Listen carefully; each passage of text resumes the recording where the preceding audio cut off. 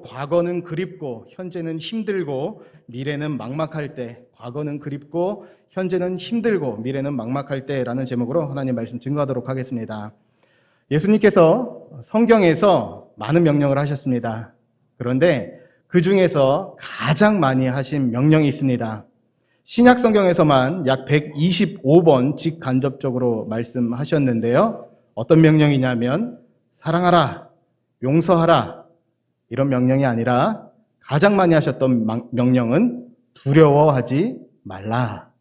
두려워하지 말라. 예수님께서 가장 많이 하신 명령이 바로 그 명령입니다. 왜 그러냐면 바로 우리는 틈만 나면 걱정하고 틈만 나면 후회하고 염려하고 두려움에 빠지는 것이 바로 우리의 모습이기 때문에 그렇습니다. 그래서 맥스 루케이도라는 목사님이 보니까 많은 사람들, 특별히 그리스도인들도 잘 한번 살펴봤대요. 어떤 두려움에 살고 있는가. 그랬더니 사는 모양은 다르지만 세 가지 두려움 가운데 살고 있더라는 겁니다. 먼저 첫 번째는 어떤 두려움이냐면 쓸모없는 존재가 될 것 같다는 두려움이라는 거예요. 이건 뭐냐면 자기가 어떤 일을 했는데 결과가 안 좋아요. 예를 들어서 학생인데 시험 성적이 안 좋습니다. 그러면 마음 가운데 본능적으로 찾아오는 것이 무엇이냐면 나는 망했나 봐. 안 되나 봐. 좀 쓸모없나 봐.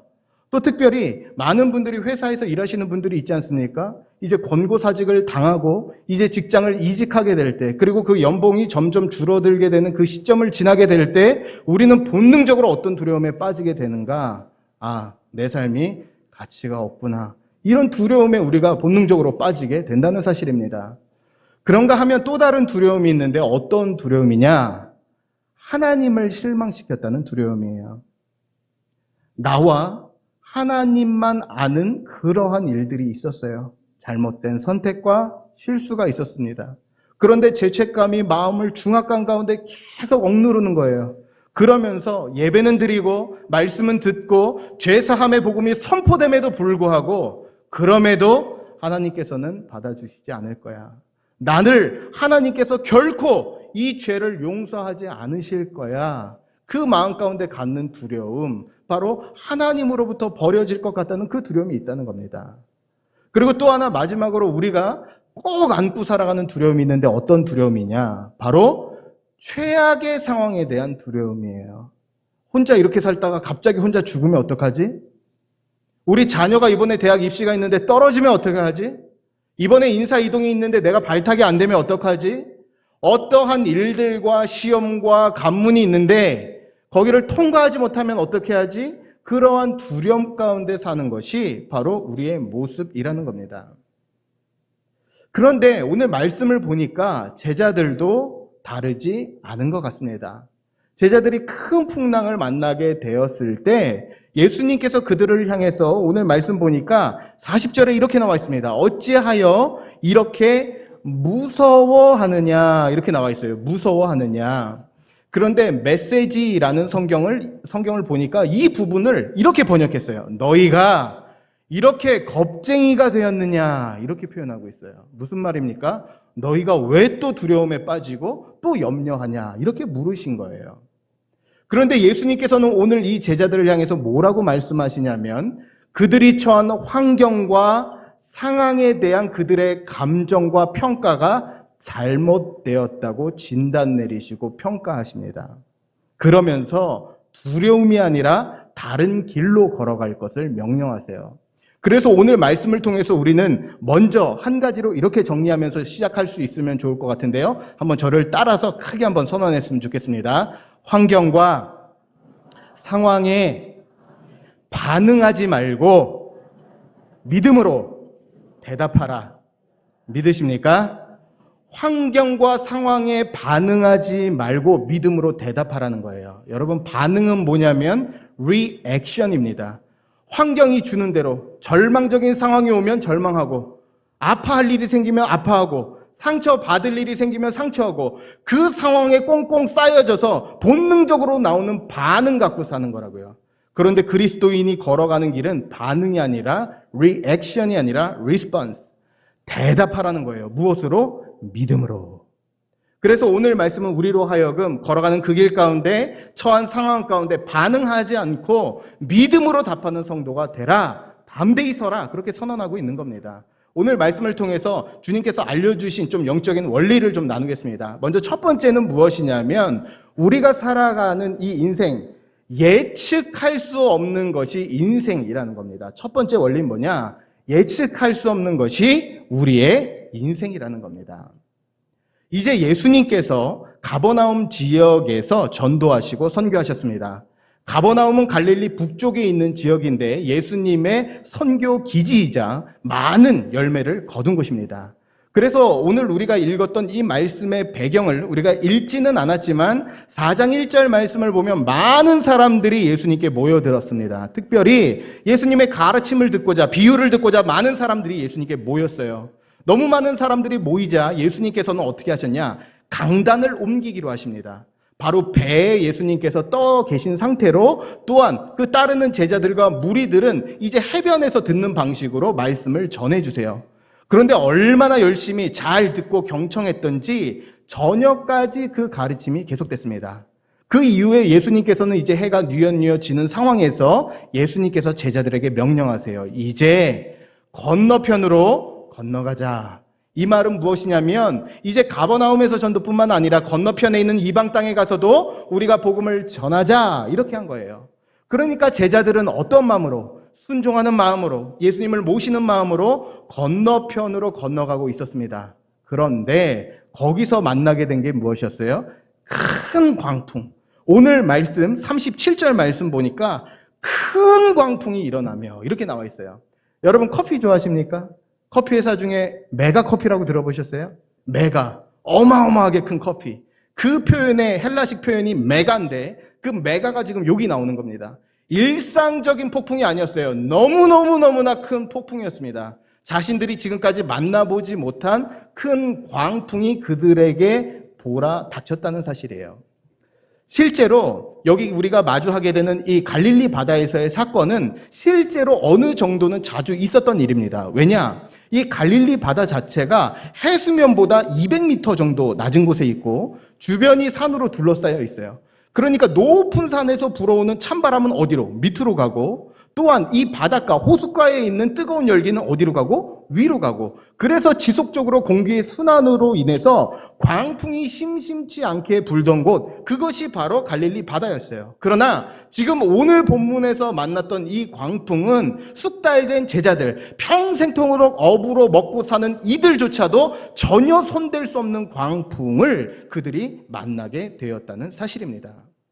이 말씀은 오늘 우리에게 무엇을 이야기하느냐? 예수님을 모시고 가는 그 제자들의 배도 광풍을 만났던 것처럼 예수 그리스도를 삶의 주인으로 모시고 가는 성도의 삶도 예외 없이 누구나 반드시 측정되지 않은, 또한 우리가 기대하지 않았던 그런 때의 광풍을 만나게 된다는 사실입니다. 예측할 수 없는 것이 인생이고 광풍을 만나게 됩니다. 그렇다면 왜 우리는 광풍을 만나게 될까요? 이것에 대해서 신우인이란 목사님이 아주 멋진 책을 하나 쓰셨어요. 책 제목의 이름이 뭐냐? 길 밖으로 난 길. 왜 성도들에게 고난이 찾아오고 하나님은 그의 백성들을 어떻게 인도하시는가라는 책을 썼는데 책 제목이 길 밖으로 난 길이에요. 그러면서 뭐라고 말씀하시냐면 하나님께서 이스라엘 백성들을 애굽에서부터, 이집트로부터 불러내셨는데 그들이 가장 먼저 마주한 게 뭐였어요? 홍해였다. 그런데 홍해는 뭐냐? 홍해는 지도에 나와 있지 않은 길이라는 거예요. 그러니까 하나님께서는 가장 먼저 첫 발걸음을 내디는 이스라엘 백성들로 하여금 그들이 가나안 땅에 이르게 되는데 그들의 계획대로 그들의 노력으로 가나안에 이르는 것이 아니라 가장 먼저 홍해를 마주하게 하심으로써 그들이 가지고 있는 그들의 삶의 지도를 찢게 하셨다는 거예요. 그래서 삶은 결국 계획대로, 능력대로, 또한 그 방향대로 가지는 것이 아니라 누구의 인도 따라서? 주님의 인도 따라서 가는 것이다. 그것을 알려주기 위함이었다는 거예요. 제자들도 마찬가지였을 거예요.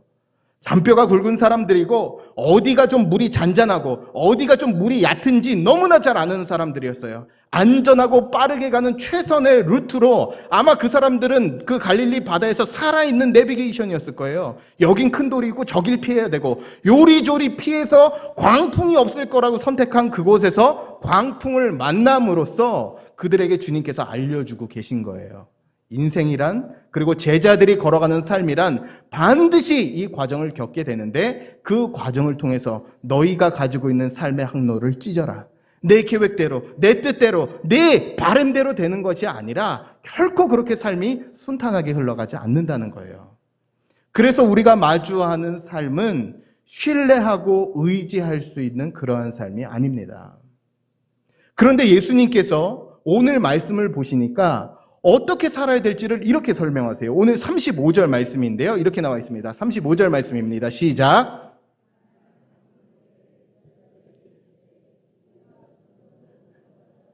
예수님께서 뭐라고 말씀하셨어요? 우리가 저편으로 건너가자. 예수님께서 이렇게 약속 안 하셨어요? 너희 삶에 풍랑이 없을 것이다. 너희의 삶이 편할 것이다. 이렇게 약속 안 하셨어요. 예수님께서 뭐라고 약속하셨냐면, 너희가 나와 함께 하면 건너편에 반드시 이르게 될 것이다. 내가 노져서 가는 것이 아니라, 내 항로 따라서 가는 것이 아니라 주님께서 건너편으로 건너가게 해 주시는 거예요. 그래서 오늘 여러분의 삶 가운데서 길 밖으로 난 길을 걸어가시는 분들, 그리고 또한 내 삶 가운데 예상치 않았던 큰 광풍을 만나고 있다면 이 사실을 꼭 붙잡으실 수 있기를 소망합니다. 인생은 내 계획과 내 뜻대로 되는 것이 아니라 인생의 신뢰함으로, 또한 내 미래를 담보할 수 있는 것은 오직 주님을 신뢰함으로 걸어가는 길이라는 거예요. 그래서 제자들은 이 사실을 기억했어야만 했습니다. 주님께서 건너가게 하시는, 주님으로만 건널 수 있는 게 갈릴리 바다였다는 사실입니다. 오늘 이 예배 가운데 다른 어떤 것을 선택하는 것, 다른 불확실한 것을 더 붙잡으려는 우리의 애씀이 아니라 인생의 가장 확실한 그 주님만을 간단히 붙잡을 수 있는 그런 은혜가 모든 예배 자리마다 임할 수 있기를 간절히 소망합니다. 이 다음으로는 무엇을 또 이야기하고 있느냐? 결국은 환경이 아니라 믿음이라는 거예요. 두 번째 영적인 원리는 뭐냐? 우리가 마주하는 이 광풍을 만났을 때 우리가 잊지 말아야 되는 것은 결국 환경이 아니라 믿음이 중요하다. 이걸 본문이 얘기하고 있는 겁니다. 이제 배에 점점 물이 빨리 차기 시작합니다. 여러분 잘 아시는 것처럼 물이 들어오는 속도보다 빼내는 속도가 느리면 어떻게 되죠? 배는 침몰합니다. 가라앉아요. 배가 점점 가라앉기 시작합니다. 쑥달된 어부들조차도 손댈 수 있는 게 없어요. 그래서 이들은 예수님께 이야기합니다. 예수님, 일어나셔서 좀 무엇이든지 해보십시오. 또 성경 말씀을 보니까 저희를 돌아보지 않으십니까? 좀 깨어나십시오. 예수님을 막 흔들었다고요. 그런데 오늘 말씀을 보니까 우리는 조금 이상한 장면을 좀 마주하게 됩니다. 예수님께서 지금 이 상황에서 어떻게 하고 계셨어요? 주무시고 계셨어요. 오늘 말씀을 보니까 이렇게 나와 있습니다. 38절 말씀 보니까 예수께서는 고물에서 베개를 베고 주무시더니 제자들이 깨우며 이르되 선생님이여 우리가 죽게 된 것을 돌보지 아니하시나이까 하니, 고물에서 베개를 베고 주무셨다. 여기 고물은 어디냐면 배 전문 용어인데요. 이물은 배의 앞머리고요. 고물은 배의 뒷머리입니다. 그러니까 고물에서 주무셨다는 것은 예수님이 배의 뒷머리에서 지금 뒤에서 자고 계셨다는 거예요. 이때 당시에 배를요, 제가 좀 찾아보니까 크지 않아요. 저희 지금 교회차 운행하는 스테락스보다 조금 더 큰 사이즈입니다. 그러면 그 배 안에 12명의 사람, 예수님 포함하면 13명이 그 배에 빽빽히 지금 들어차 있는 상황이고, 물이 차서 고래고래 소리를 지르고 있는 상황입니다. 그리고 광풍이 몰아치고 있는 상황이에요. 뿐만 아니라 예수님은 지금 배의 맨 뒤편에 계세요. 이런 상황 가운데서 잠을 자는 것이 과연 가능한가? 제가 한번 상상을 해봤더니 그 롤러코스터나 아니면 이거 뭐라 그러죠? 그 놀이기구 중에서 바이킹 맨 뒷자리에서 자는 거하고 똑같은 거예요. 거기서 잘 수가 있을까요? 잘 수가 없죠. 성경을 찾아보니까요, 이 본문이 참 의미심장한 게 예수님께서 주무셨다고 표현한 유일한 단 한 가지 본문이 바로 이 말씀입니다. 다른 말씀에서는 제자들이 자고 있는데 예수님 기도하시고 예수님 늘 깨어 계셨는데 예수님 주무셨다 표현한 유일한 성경 구절이 여기라고요. 그러면 예수님께서 이 상황에서 왜 주무셨는가? 이 잠은요, 단순히 예수님 피곤해서 너무 힘들어서 설교 많이 해서 주무신 그런 잠이 아니었어요. 예수님의 의도되고 계획된 잠이었습니다. 무엇을 위해서? 예수님의 부재의 경험을 통해서 제자들 마음 가운데 실제로 무엇이 있는지를 다 드러나게 하기 위한 그러한 예수님의 부재였다고요. 예수님께서 그 상황 가운데 주무셨습니다. 그러니까 제자들 마음 가운데 아주 중요한 두 가지가 드러났습니다. 첫 번째 무엇이냐? 작동되지 않는 믿음. 그 이전 말씀을 보니까 예수님께서 제자들에게 비유로 말씀하셨어요. 하나님의 나라는 겨자씨와 같으니 그것이 가지가 나고 큰 나무가 되어 새들이 깃드느니라. 그 비유를 말씀하셨을 때 제자들이 아멘 했을 거라고요. 맞아요. 제 믿음 연약하지만 정말로 많은 사람들이 깃들 수 있는 하나님 나라의 기둥과 같은 큰 믿음 되길 원합니다. 그 당시에 아멘 했다고요. 그런데 오늘 지금 이 삶의 자리에서 그 믿음이, 그 겨자씨 같은 믿음이, 이 현실을 떠받칠 수 있는 믿음이 작동되고 있나요? 안 되고 있나요? 작동되지 않고 있다는 거예요. 또 한 가지 무엇이 드러났습니까? 이들이 믿고 있는 주님은 가르치시고 위로하시는 분이셨지만 이 삶을 해결할 수 있는 능력 있는 분으로는 믿지 못했다는 사실이에요. 그래서 뭐라고 얘기합니까? 예수님을 깨울 때 선생님이여.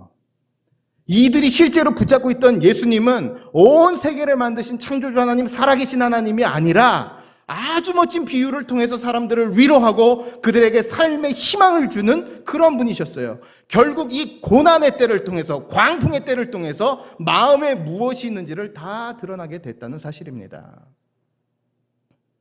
제가 청소년 사역을 할 때 지금도 기억에 남는 한 집사님과의 일이 있습니다.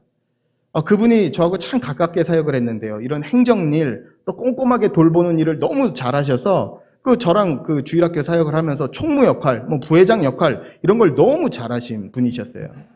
그런데 그렇게 성실하시고 인품도 좋은 분인데 이제 회사에서 정리해고가 되신 겁니다. 이게 참 힘든 일이죠. 그러니까 마음에서 혼자 끙끙대고 있다가 이 아내한테도 말을 잘 못하는 거예요. 근데 그 사실을 고민하다 그래도 알려야 될 것 같아서 알려줬는데 이 여집사님이 너무 큰 충격을 받은 거예요. 이제 그때 당시에 이제 첫 번째 딸이 조금 있으면 이제 대학교도 들어가야 되고 둘째 딸도 이제 얼마 대학 입시가 안 남은 상황인 거예요. 그 상황에서 이제 남편의 수입이 없어졌다고 생각하니까 이분의 앞이 캄캄하고 그 삶을 지탱하던 모든 것들이 무너진 거예요. 그러면서 어떤 일이 일어났냐? 정신적으로 너무 피폐해지고 믿음이 다 무너져서 이분이 집에 있는 것들을 하나 둘씩 계속 이제 우리는 끝났어. 우리 애들 대학도 못 보낼 거야. 계속 갖다 버리기 시작하는 거예요. 그 집사님이 너무 걱정이 돼서 그 당시에 함께 섬기던 목사님하고 저를 초대한 겁니다. 한번 예배 좀 드려주세요. 그 집에 갔더니요. 큰 집이에요. 큰 집인데 집이 하얗게 도배가 다 돼 있는데 집에 가구도 없어요. 집에 들어있는 게 별로 없어요. 다 갖다 버린 거예요. 왜? 이제 우리 집은 끝났다. 우리 집은 남게 생겼다. 우린 망했다. 끝났다. 다 갖다 버린 거예요. 다. 예배를 드리는데도요. 예배가 되겠습니까? 그냥 표정도 훌하고 이거 해서 뭐하냐 그러고 그냥 있는 거예요. 근데 막상 딱 마지막에 떠나기 전에 같이 갔던 그 교구 담당했던 그 목사님이 그렇게 얘기를 하셨어요. 그 여집사님 손을 꼭 잡아주면서 집사님 오늘 예배 드렸는데 혹시 집사님 신앙생활 하시면서 하나님에 대해서 못 믿는 부분이 있지 않으세요? 이렇게 물어봤어요. 그랬더니 이분이 깜짝 놀라면서 뭐라고 얘기했냐면 목사님 사실 제가 평생을 교회 다니고 제가 집사인데 제가 다른 건 다 믿어졌는데 예수님이 물로 포도주를 만든 건 자기는 안 믿어진대요. 그것만은 제가 성경을 몇 번 읽어봐도 도저히 안 믿어지더라는 거예요.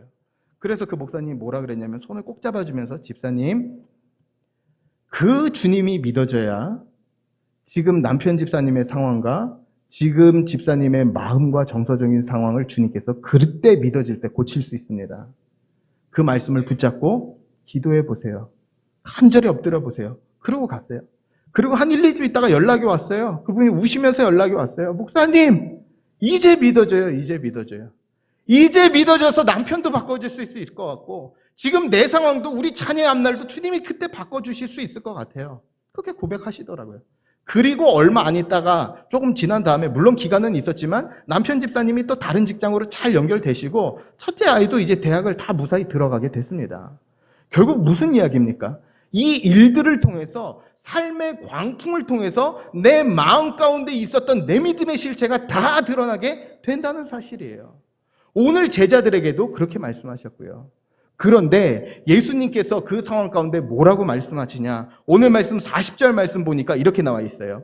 이에 제자들에게 이르시되 어찌하여 이렇게 무서워하느냐? 너희가 어찌 무엇이 없느냐? 믿음이 없느냐 하시니. 예수님께서는 야, 힘든데 고생했다. 물 퍼내느라 애썼다.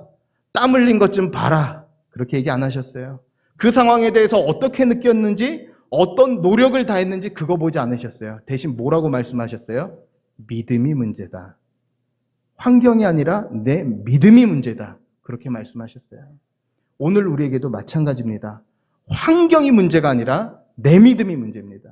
그 믿음도 어떤 믿음이 문제예요? 바로 오늘을 살 수 있고 내일 살아갈 수 있는 그 믿음이 우리에게 필요하다는 사실이에요.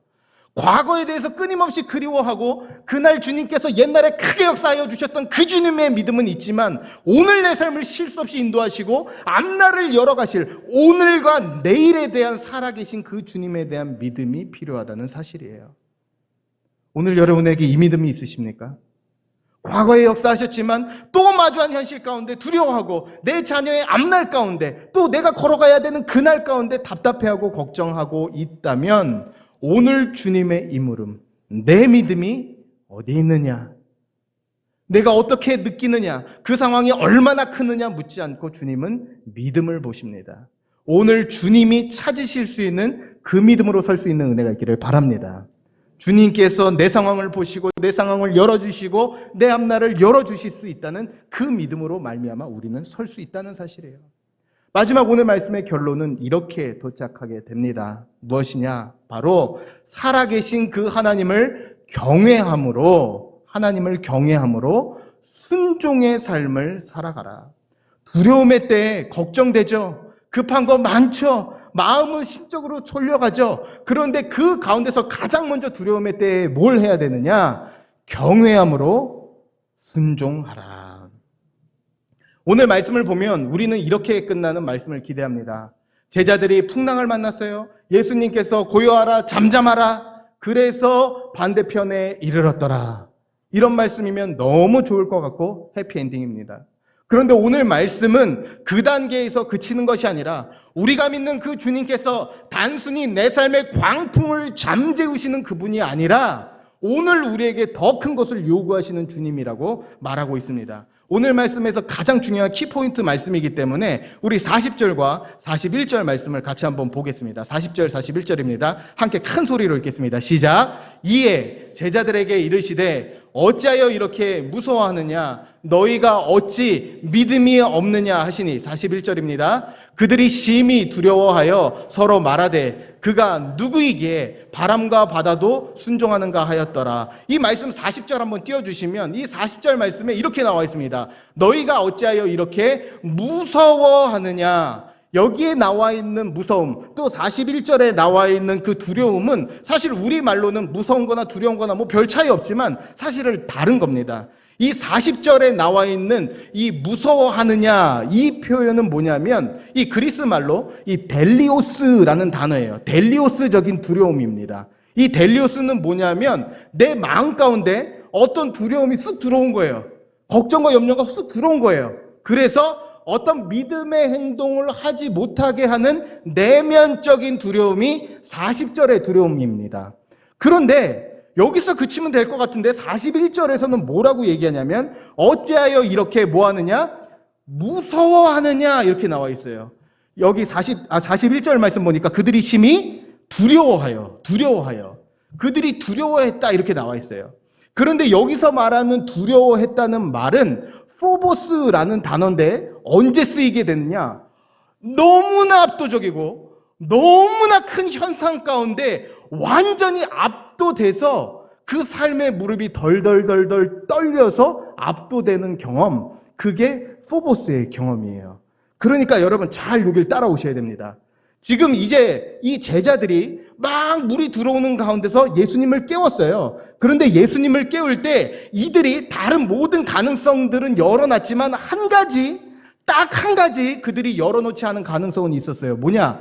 예수님이 그 풍랑을 잠잠하게 할 거라고는 생각하지 않았어요. 왜냐? 우리는 오늘날 2024년에 한국인의 눈으로 말씀을 보니까 예수님이 뭐 풍랑 잠잠하게 하는 거 당연한 거 아니야 이렇게 생각하지만 당시의 유대인의 눈에는 그렇지 않습니다. 유대인들이 가지고 있는 성경, 특별히 토라에서 여호와 하나님만이 바다를 밟으시고 여호와 하나님만이 바다를 잠잠케 하실 수 있는 그분이세요. 그러니까 제자들이 깨웠을 때 뭐라도 해보세요라는 거는 좀 도와주세요. 그럴 때는 좀 물 한 동이 좀 푸든지 뭐 좀 어떻게 좀 할 수 있는 뭐든 해봐라. 최선을 해봐라. 이런 의미지 풍랑을 잠잠케 하려는 믿음까지는 없었습니다. 왜요? 유대인들에게 있던 믿음에게 이 풍랑을 잠잠하게 하는 건 하나님만이 하실 수 있었으니까. 그런데 오늘 예수님께서 말씀 보니까 뭐라고 얘기합니까? 잠잠하라 고요하라. 잠잠하라 고요하라. 선언으로 그것을 잠잠케 하셨다고요.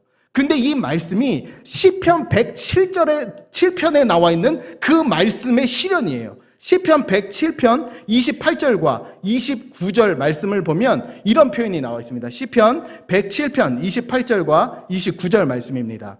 이에 그들의 고통 때문에 여호와께 부르짖음에 그가 그들의 고통에서 그들을 인도하여 내시고 29절입니다. 광풍을 고요하게 하사 물결도 잔잔하게 하시는도다. 지금 이 제자들이 여기서 이 포보스적인 두려움에 하나님의 영광에 압도됐던 이유가 무엇입니까? 단순히 파도가 잠잠하게 돼서가 아니라 그들이 갖고 있었던 생각에서는 오직 하나님만이 파도를 잠잠하게 하실 수 있는데 예수님께서 그것을 잠잠케 하시는 것을 보면서 실제로는 문제에 대한 두려움으로 바들바들 떨던 그들이 이제는 무엇에 대한 두려움으로? 하나님에 대한 경외감으로 서게 됐다는 거예요. 그러니까 오늘 말씀은요, 잘못 읽으면 하나님이 내게 광풍 잠잠하게 해줘. 뭐든지 도와주실 거야. 여러분 죄송한데 말씀 잘못 읽으신 거예요. 여기는 무엇을 우리에게 더 한 가지 약속합니까?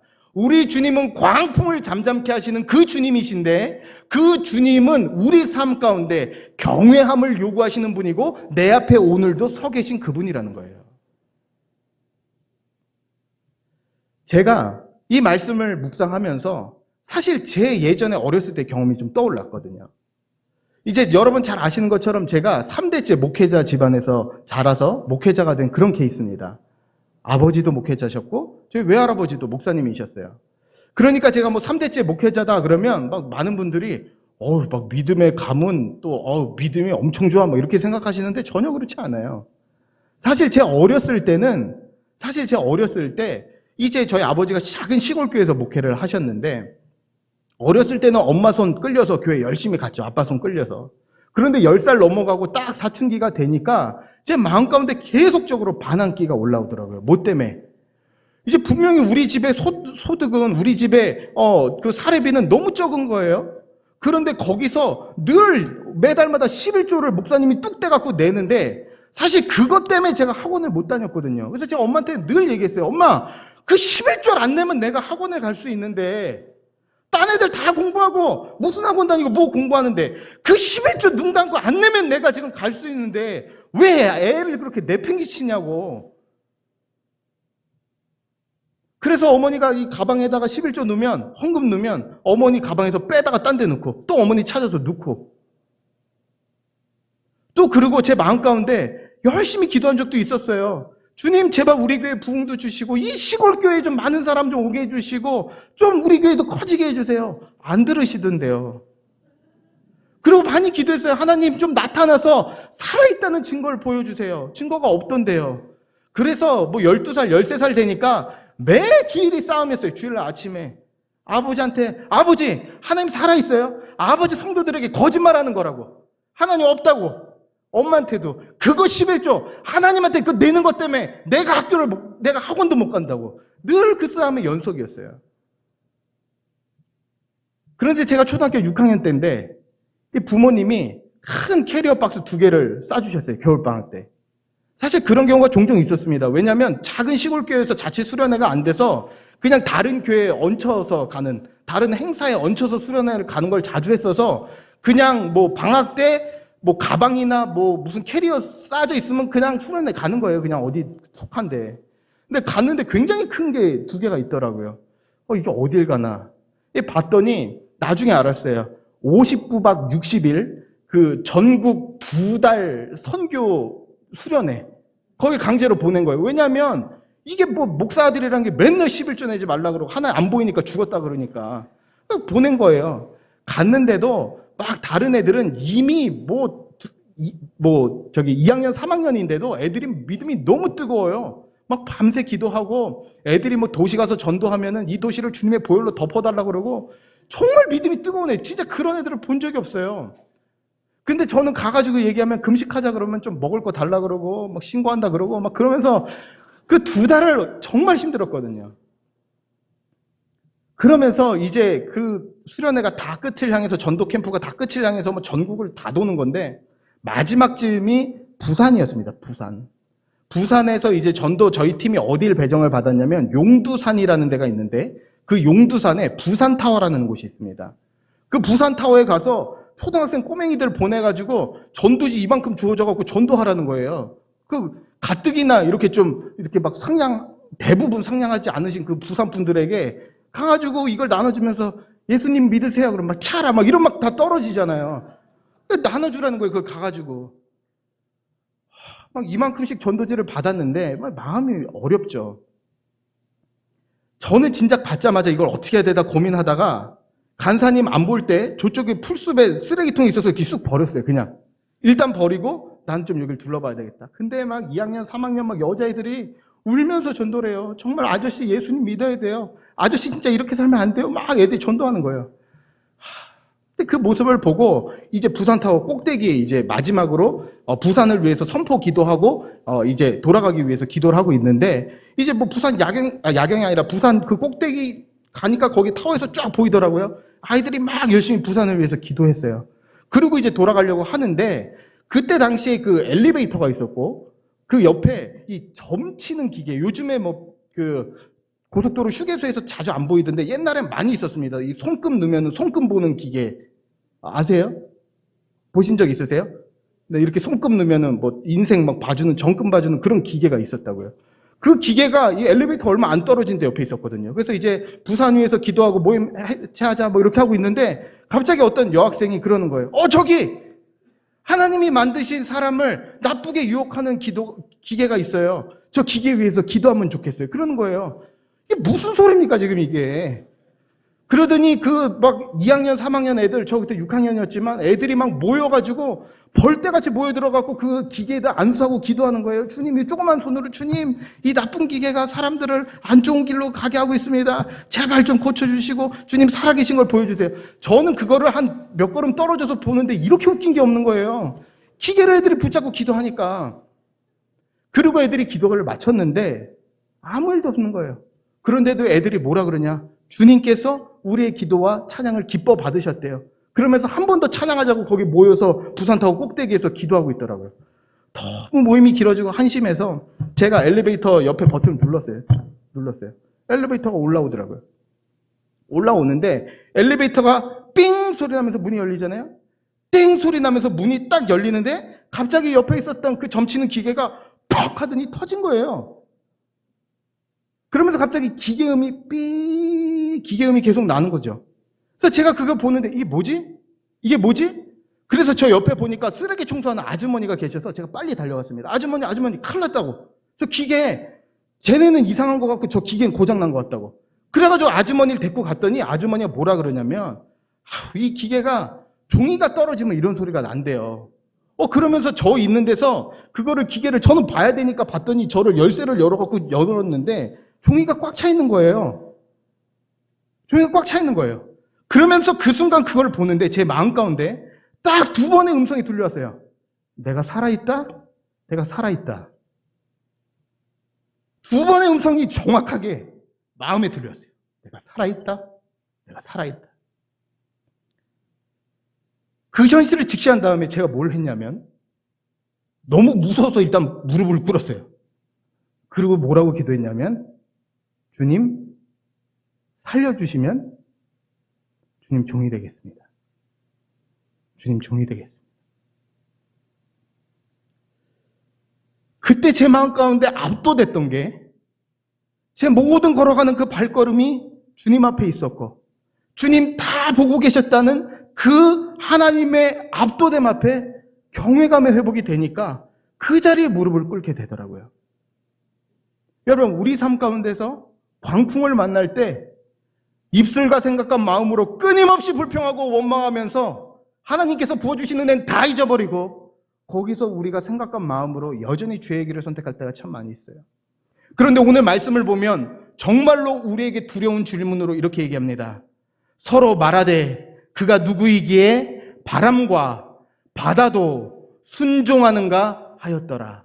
이 말은 무엇이냐면 잘 들어보십시오. 이 기적은 이제 지금 파도를 잠잠케 하신 그 주님에 대해서 말하는 본문이고 이어지는 기적의 본문이 이어집니다. 다음으로 귀신을 내쫓는 예수님, 다음으로 병든 혈루증 앓는 여인을 고치는 예수님, 나중에는 죽은 자를 살리시는 그 주님.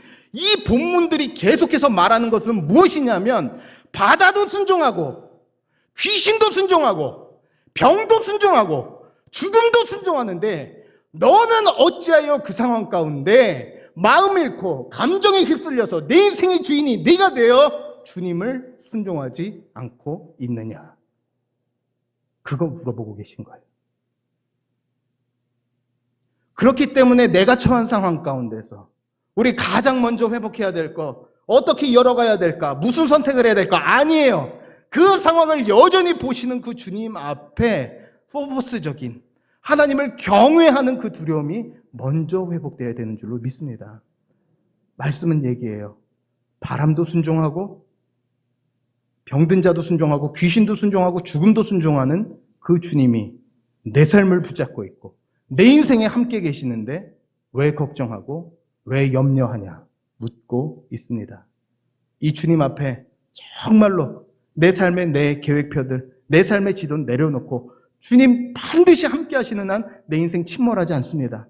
우리 자녀 인생 절대 침몰하지 않습니다. 그 대신 저는 하나님 앞에서 이 경외감을 잃지 않겠사오니 주님 흔들리는 마음을 붙잡아 주시고 감정을 주인 삼아 사는 것이 아니라 예수 그리스도를 믿는 그 믿음이 내 삶을 지탱하는 능력이요 힘이 되게 하여 주시옵소서. 이 간구로 설 수 있는 모든 성도님들이 될 수 있기를 주님의 이름으로 간절히 소망합니다. 우리 이 시간 이 찬양으로 주님 앞에 좀 나아갔으면 좋겠는데요. 예배를 준비하면서 가장 많이 마음 가운데 주셨던 찬양입니다. 아무것도 두려워 말라. 우리 이 찬양 한번 같이 찬양하며 나아가겠습니다.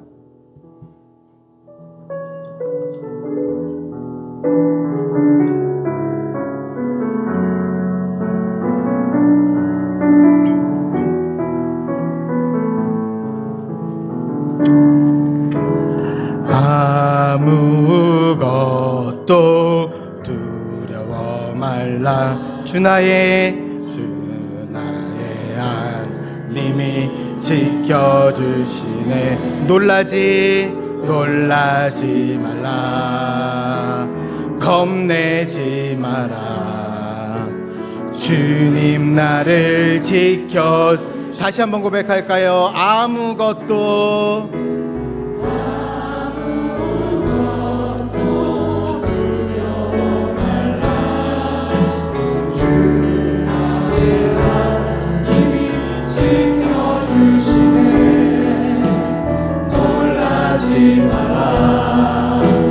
겁내지 마라. 주님 나를 지켜주시네. 내 맘이 힘에 겨워 지칠지라도 주님 나를 지켜주시네. 세상의 엄한 풍파 몰아칠 때도 주님 나를 지켜주시네. 주님은 나의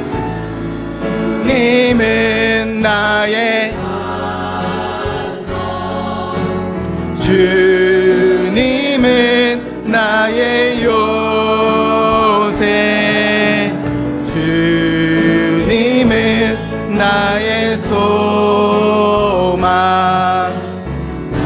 우리 한 번 더 고백할 때 그 자리에서 다 일어나서 함께 찬양합니다. 다 함께 일어나 찬양합니다.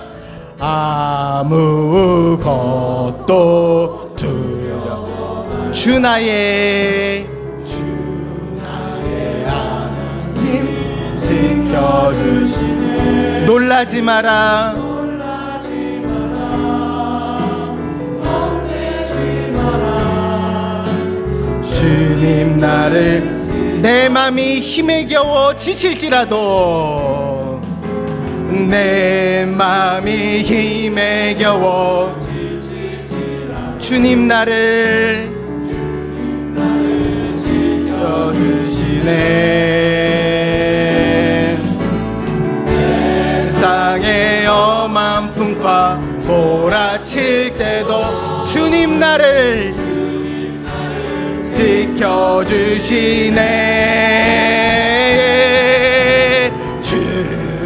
주님은 나의 성, 주님은 나의 요새, 주님은 나의 소망, 나의 힘이 오직 주만이, 오직 주만이, 오직 주만이 나의 반석, 나의 구원이시니. 오직 주만이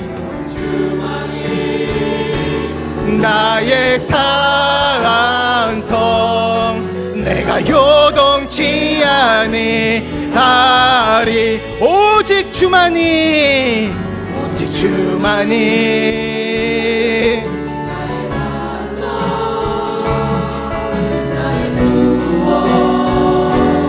이시니.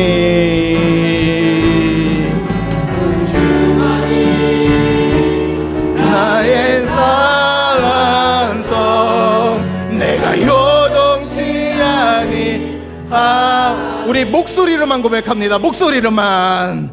오직 주만이 나의 나의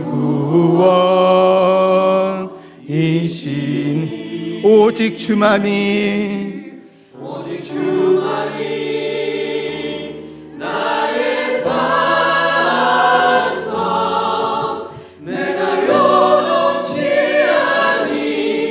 아니하리. 그렇습니다. 주님, 두려워하고 걱정하고 그 옛날만 그리워하는, 또 그리고 그 두려움의 자리에 자꾸만 흔들리는 우리에게 주님 물으시는 그 한 가지, 바다도 순종하고 귀신들도 순종하고 병도 순종하고 죽음도 순종하는데 너는 어찌하여 순종하지 않고 감정에 이끌려 의심하며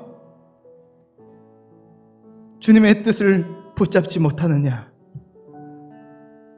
주여, 우리 오늘 이 예배 가운데, 우리 열방의 예배 가운데 주님 친히 찾아오셔서 주님 그 제자들에게 임했던 이 포보스적인 주님의 이 압도적인, 내 문제와 비교할 수 없이 크신 그 주님의 영광을 오늘 우리 삶 가운데 경험되어지기를 원합니다. 하나님, 우리의 문제보다 더 크신 그 주님을 믿사오니 주님, 오늘 우리가 다시 한번 주님 앞에서 경외함으로 주님의 크심을 의식하여 먼저 주님 앞에 순종이 회복될 수 있는 그러한 은혜를 허락하여 주시옵소서. 주님 또한 믿습니다. 환경이 아니라 믿음의 문제입니다. 결국은 믿음의 문제인데 또 불평하고 또 원망하고 또 주님을 신뢰하지 못하는, 예전에 작동됐으나 오늘 작동되지 않는 우리의 믿음이 문제인 줄로 믿사오니 주여, 다시 살아있는 믿음을 우리 삶 가운데 허락해 하여 주시고 살아계신 그 주님을 향한 불붙는 뜨거운 믿음을 다시 한번 허락하여 주셔서 다시 한번 이 광풍을, 다시 한번 이 돌아오는 현실을 믿음으로, 성령으로 우리가 다시 한번 이 파도를 타고 넘을 수 있는 그러한 현실을, 그러한 은혜를 우리 삶 가운데 허락하여 주시옵소서. 우리 시간 간절하게 은혜를 구하며 주님, 저희 삶 가운데 주님을 향한 경외함으로 순종이 회복되는 은혜를 허락하여 주시고, 환경이 아닌 믿음이 문제인 줄로 믿사오니 살아있는 믿음, 끝까지 주님만을 붙잡고 과거의 믿음이 아닌 오늘과 미래를 살 수 있는 그 믿음을 허락하여 주시옵소서. 우리 시간 함께 은혜를 간구하며 주님 앞에 부르짖어 나아가겠습니다. 기도하겠습니다.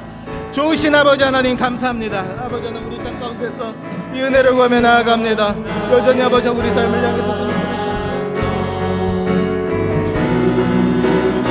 아버지, 우리가 마음으로 범죄하고 주님을 신뢰하지 못하고 아버지 그렇게 살지 못했을 때가 참 많이 있습니다.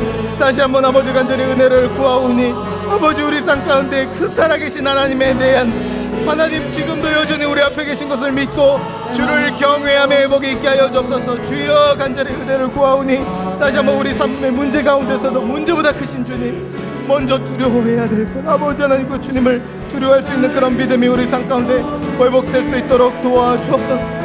주여, 환경이 아니라 결국은 믿음입니다. 아버지, 죽어있는 믿음, 역사하지 않는 믿음, 주님을 제한하는 믿음 없음을 아버지 하나님 긍휼히 여겨주시고 다시 한번 믿음으로 설 수 있도록 도와주옵소서. 아버지, 신뢰할 수 있는 것이 오직 주님밖에 없음을 고백합니다. 그 믿음으로 설 수 있도록 도와주시고 그 주님의 능력으로 말미암아 온전히 설 수 있도록 아버지 함께하여 주시고 모든 성도들의 삶 가운데 주님의 도와주시고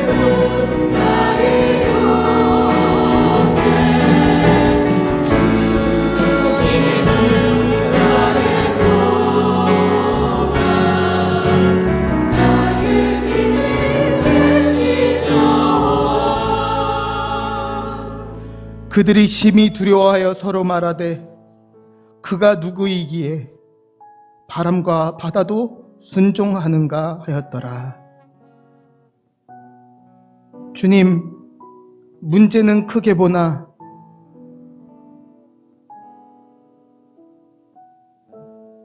파도도 순종하고 귀신도 순종하고 병도 순종하고 죽음도 순종하는 그 주님을 크게 보지 못하는 저희의 마음에 이 믿음이 문제인 것을 다시 한번 드러내 주시냐 주님 감사합니다.